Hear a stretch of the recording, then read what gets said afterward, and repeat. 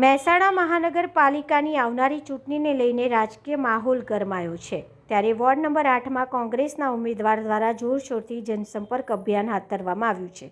તે ઉપરાંત ભાજપ શાસનમાં વધતી મોંઘવારી અને સ્થાનિક સ્તરે ચાલી રહેલા ભ્રષ્ટાચાર મુદ્દે પણ કોંગ્રેસે આક્રોશ વ્યક્ત કર્યો।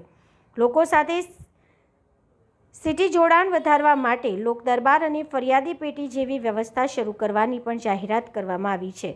રિપોર્ટર કનકસિંહ રાજપૂત।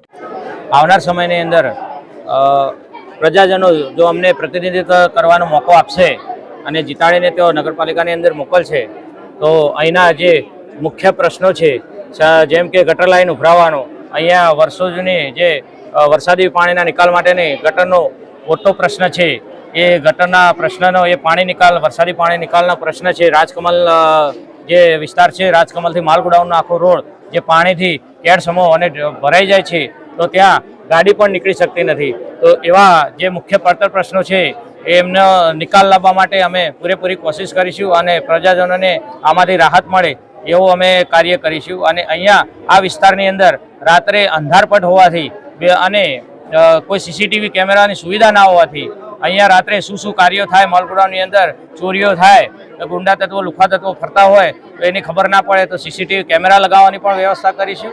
અને સાથે સાથે બીજા પણ જે જનતાના પડતર પ્રશ્નો છે કે અહીંયા રાત્રે બાઇક રાઇડરો જે દારૂ પી અને ખૂબ જ ઝડપથી આ રોડ ઉપર સ્પીડલી બાઇકો ચલાવશે। હમણાં પણ એક અકસ્માતમાં અહીંયા અમારી સામે જ એક વ્યક્તિ મૃત્યુ પામ્યા હતા કે જે બાઇક રાઇડર હતા। બીકે રોડ ઉપર પણ એક જૂનો લગભગ 1 વર્ષ પહેલાં બાઇક રાઇડર હતો જે થાંભલે ટકરાઈને તેઓ મૃત્યુ પામ્યો હતો। તો ત્યાં બમ્પ લગાવવાની અમારી જે કામગીરી છે એ પણ અમે પરિપૂર્ણ કરીશું। મારું નામ અમરસિંહ ડાભી, હું જિલ્લા કોંગ્રેસનો પ્રદેશનો મહામંત્રી છું અને વોર્ડ નંબર 8ની અંદર અહીંયા રહું છું।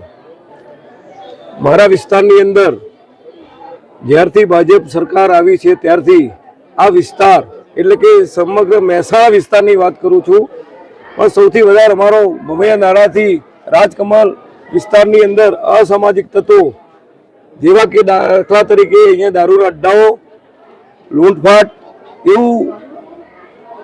એવા તત્વો છે કે જ્યારે આ સરકાર જ્યારે એમને છાવરી રહી છે ત્યારે આ વિસ્તારની અંદર નાના નાના બાળકો હોય કે અમારી બહેનો હોય કે દીકરીઓ જ્યારે સ્કૂલે જતી હોય તો એ અસલામત રીતે અહીંયા જીવન નિભાવી રહી છે।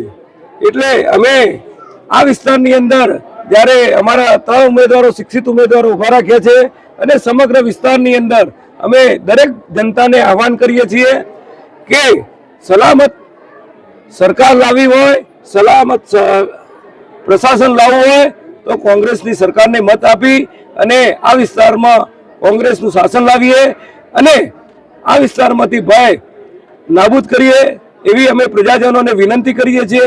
અને આવનારા દિવસો અમે 100% વિજયી થવાના છીએ અને આ વિસ્તારની અંદર અમે ફરિયાદ કેન્દ્ર માટે સારી એક મહેસાણા 2ની અંદર એક સારું એવું કેવી સેન્ટર પણ અમે બનાવવામાં રજૂઆત કરવાના છીએ અને નહીં થાય તો અમે પોતાની પણ અહીંયા એક સારી એવી ઓફિસ બનાવી અને લોકોના પ્રશ્નો હલ કરવા માટે અમે તત્પર રહેવાના છીએ। સ્થાનિક સ્વરાજ્યની ચૂંટણીની અંદર પહેલાં તો મેં ઉમેદવારી એટલા માટે જ નોંધાવી છે કે અમે યુવા છીએ, દોડી શકશું, બધાની સમસ્યા સમજી શકશું અને અત્યારની હાલની જનરેશનનો જે પ્રમાણેનો વિચાર છે એ પ્રમાણે એમની પ્રોબ્લેમનો અમે સોલ્યુશન લાવી શકશું। પહેલું તો અમે જે મત વિસ્તારમાં ઊભા છીએ ત્યાં આગળથી જ આપણા ધારાસભ્યો, MLA બધા નીકળે જ છે। ત્યાં આગળ વરસાદનું પાણી ભરાઈ રહેવું, ગટર ત્યાં આગળ ઉભરાવી, એ બધી સમસ્યાઓ મુખ્ય છે। તો પહેલાં અમારો તો વિચાર એ જ છે કે જે રાજકમલ રોડ ઉપર પાણી ભરાય છે ઢીચણસમાં, એનો નિકાલ કરવો, ગટરની લાઈનો મોટી કરવી, એક મધ્યસ્થ કાર્યાલયનું ઉદ્ઘાટન કરવું કે જ્યાં આગળ નગરજનો બધા આવીને પોતાની સમસ્યા ત્યાં કહી શકે। શનિવારે ત્યાં આગળ અમે આવીને બેસી શકીએ, એમને સાંભળી શકીએ અને જે બી સમસ્યા હોય તેનું ત્યાંને ત્યાં અમે નિવારણ લાવી શકીએ તેવી અમે રૂપરેખા વિચારેલી છે। દરેક સોસાયટી, અમારા વોર્ડની અંદર કુલ 159 સોસાયટી આવે છે। દરેક સોસાયટી ફ્લેટના નાકે અમે એક ફરિયાદ પેટી મૂકવાનું વિચાર્યું છે કે જેની અંદર તે લોકો પોતાની ફરિયાદ નોંધાવી શકે અને એનું નિવારણ અમે લાવી શકીએ। તો અમે જો જીતીએ છીએ તો અમને સરળ રહેશે કે અમે એમની સમસ્યાઓ જલ્દીથી પતાવી શકીએ અને જો જીતતા નથી તો ગાંધી ચિંધ્યા માર્ગે અને જો જરૂર પડે તો ભગતસિંહના માર્ગે પણ અમે આંદોલન કરીને એ વસ્તુ અમે કરવાનો પ્રયાસ કરીશું। આજે એક સોશિયલ મીડિયામાં વિડીયો વાયરલ થયો હતો, એમાં બધી શું કહેશો? હા, એ જે ભાજપ થ્રુ જે ષડયંત્ર કરવામાં આવ્યું છે કે પ્રજાપતિબેન, એમનું નામ છે મિત્તલ હર્ષદભાઈ પ્રજાપતિ, તેઓએ પોતાની જ્ઞાતિ પરિવર્તન કરીને પટેલ કરી દીધું છે, મિત્તલ હર્ષદભાઈ પટેલ. એ શા માટે કરવામાં આવ્યું છે કે એમને એમ હતું કે અમારા પાટીદાર સમાજ એ ભોળો છે, કે એ ભોળો સમાજ છે, એ એમના વતી વોટ એમને મળી શકશે, પણ અમારો પાટીદાર સમાજ ભોળો નથી, અમારી નગરજનો ભોળા નથી. એ જાણી ગયા છે કે આ ભાજપ સરકારનું એક ષડયંત્ર છે વોટ એમની તરફ ખેંચવાનું, પણ એ ષડયંત્રની અંદર એ નિષ્ફળ રહેશે. જે બી કાયદાકીય રજૂઆત અમારે કરવાની હતી અમે આરઓ ઓફિસર, કમિશનર અને કલેક્ટરની અંદર કરી દીધી છે, અને તે દરેક અધિકારીઓને અમને નમ્ર વિનંતી છે કે કડકમાં કડક એમની સામે કાર્યવાહી કરવામાં આવે અને જરૂર પડે તો એમનું ફોર્મ રદ કરવામાં આવે. શું આ વખતે ચૂંટણી પંચે કઈ તમને જવાબ આપ્યો? હજી સુધી એમના થ્રુ કોઈ જવાબ આવેલો નથી. એમને કહ્યું છે કે અમે કાર્યવાહી કરીશું. આ વિસ્તારની અંદર અમારે ઘણા એવા નાના નાના ભૂલકાઓ છે, વૃદ્ધો છે કે જેઓ પોતાના ફ્લેટ કે સોસાયટીની બહાર આવીને બેસે છે, પણ એ લોકો માટે ના કોઈ બાગ બગીચાની વ્યવસ્થા છે, ના ભૂલકાઓ માટે ના કોઈ રમવાની વ્યવસ્થા છે. તો તેઓ માટે અમે એક બાગ બગીચા, રમત ગમતની એક સાધન અહીંયા આગળ મળી રહે તો તે વૃદ્ધો પોતાનો સમય પસાર કરી શકે તેવી પણ અમારી એક વ્યવસ્થા કરવાનો વિચાર છે.